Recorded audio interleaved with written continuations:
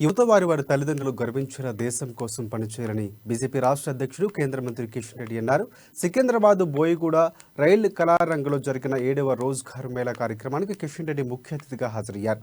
IT, banking, postal రంగాలతో పాటు మొత్తంగా 10 శాఖల ఉద్యోగాలు పొందిన 176 మందికి కేంద్ర మంత్రి అపాయింట్మెంట్ లెటర్స్ను అందజేశారు.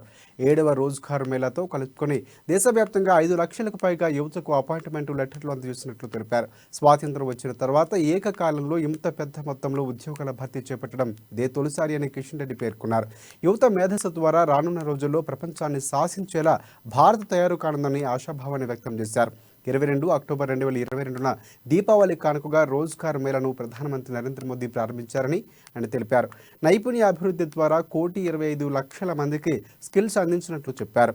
ప్రస్తుత రంగంలోనే కాకుండా ప్రైవేటు, ప్రభుత్వ రంగాల్లోనూ కోట్లాది ఉద్యోగాలు సిద్ధమవుతున్నాయన్నారు.